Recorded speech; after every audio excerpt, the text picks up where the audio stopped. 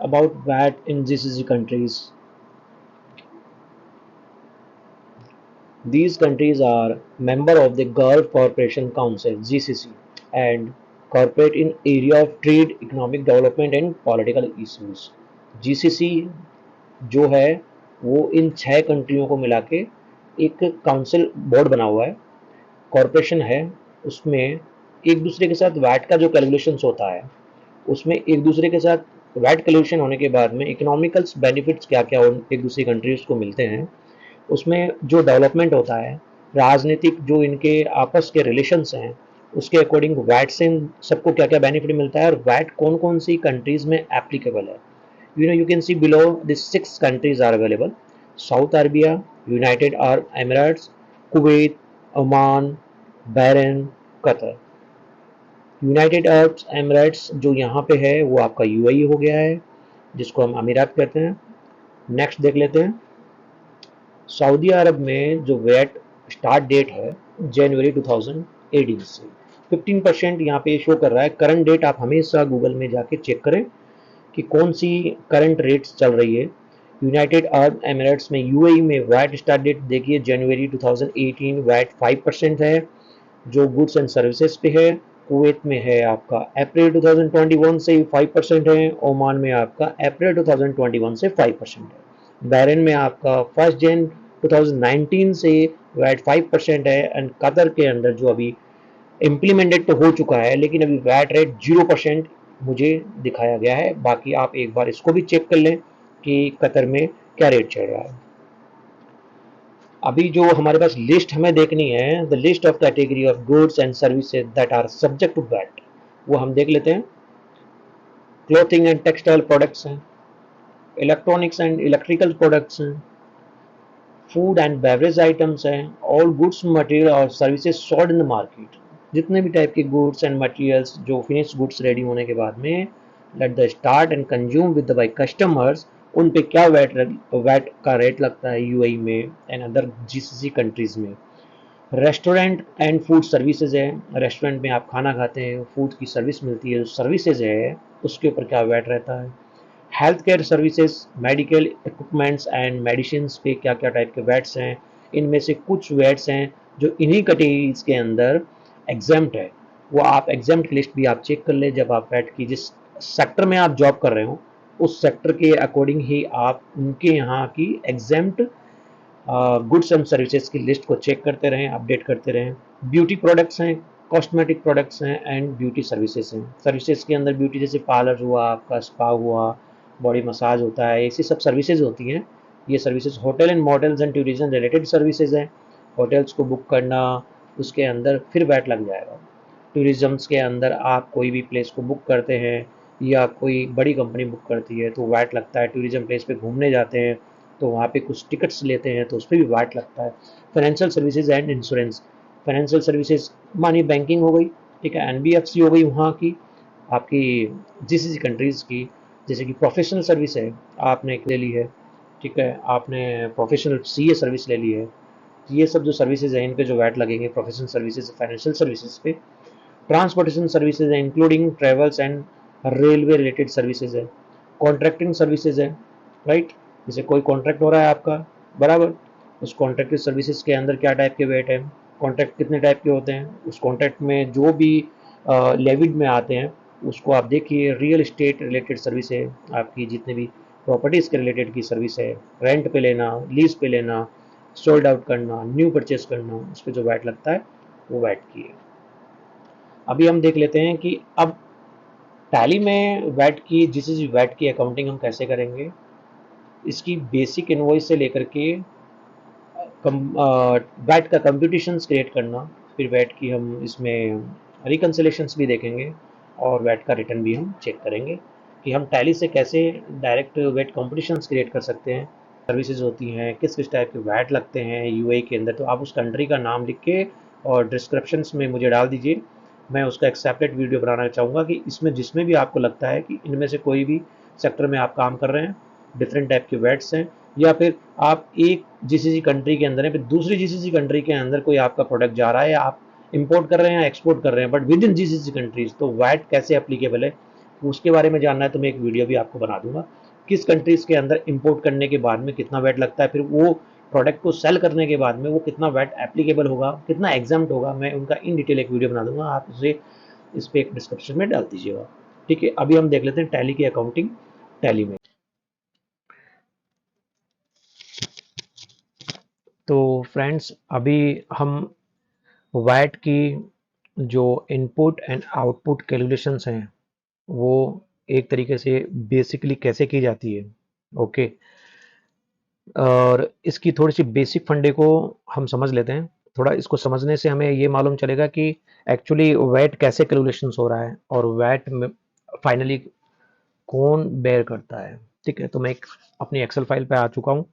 तो सबसे पहले मैं अपनी एक्सेल फाइल को इसमें थोड़ा जूम कर लेता हूँ। जूम करने के लिए ऑल्ट WQ दोनों को एक साथ प्रेस करना है, कस्टम में जाना है। बाय डिफ़ॉल्ट यहाँ कुछ आता है तो एरो से कस्टम में जाना है, हाईलाइट हो जाएगा। 150 ले लीजिए, 150 इनफ रहेगा और मैं इसको फुल स्क्रीन मोड पे दे देता हूँ।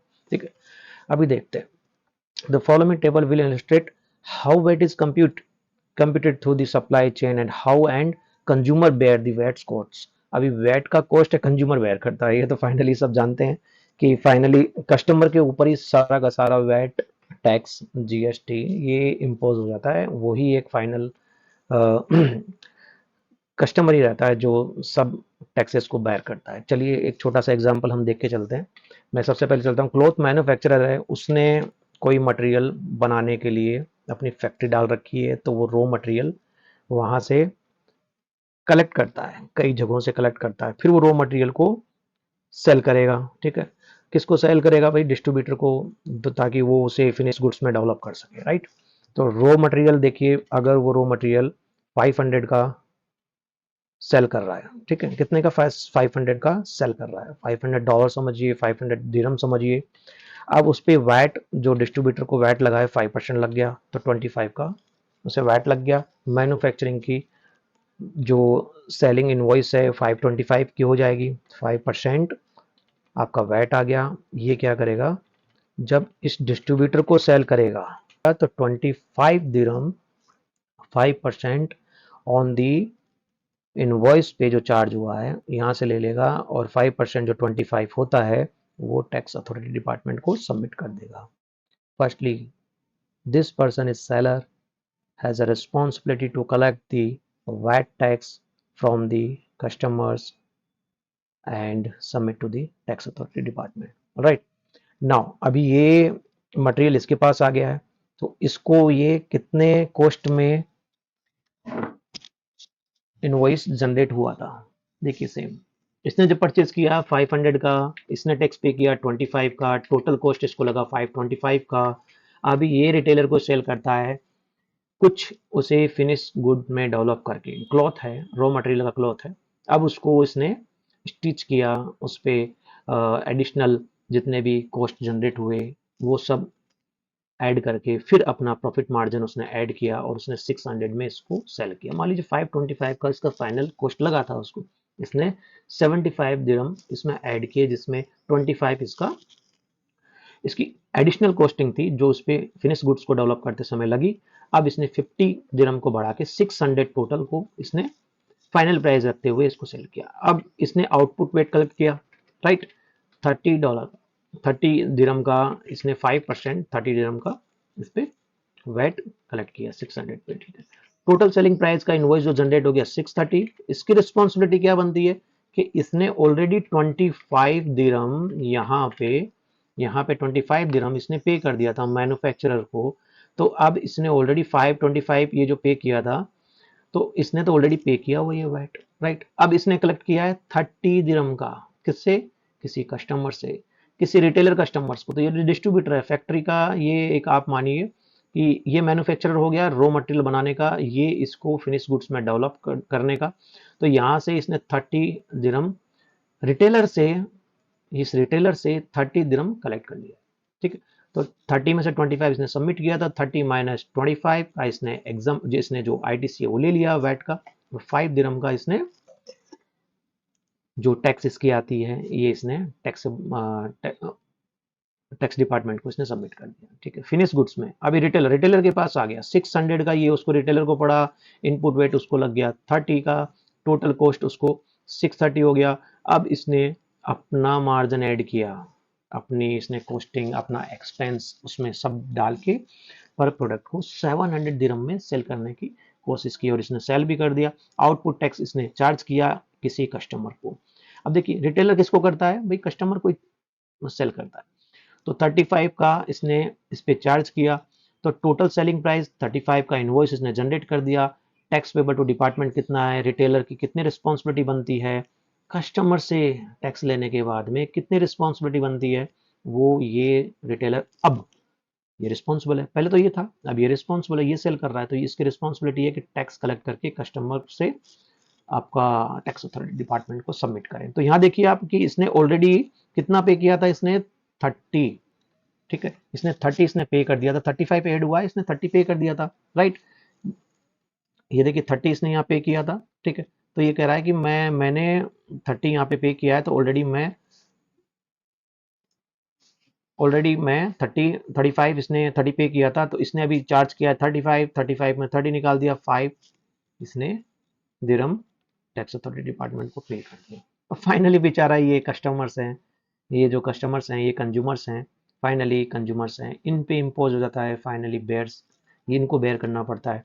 देखो गुड्स टू कस्टमर, कस्टमर को गया 700 में, उस पर आउटपुट टैक्स लगा 35 का, फाइनल प्राइस 735 की ये कस्टमर को पड़ जाती है, ठीक है। अभी देखिए कस्टमर ने टोटल कितना टैक्स पे किया है, ये सारा जो जितना भी टैक्स है ये सारा कस्टमर के ऊपर आ गया।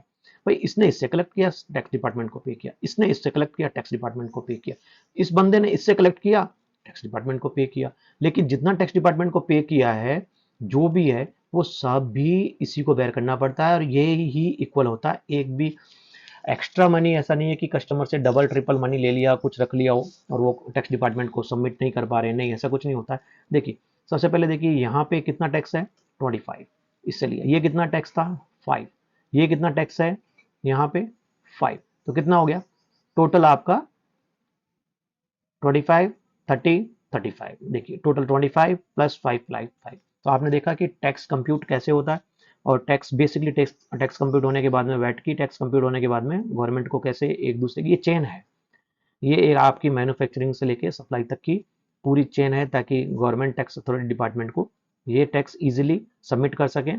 और एक ये बहुत ही अच्छा सिस्टम रहता है जिसके अकॉर्डिंगली सभी टैक्स अथॉरिटी डिपार्टमेंट का बहुत सिंपल ये सिस्टम है, ताकि सभी टैक्स इजीली सबमिट किया जा सके।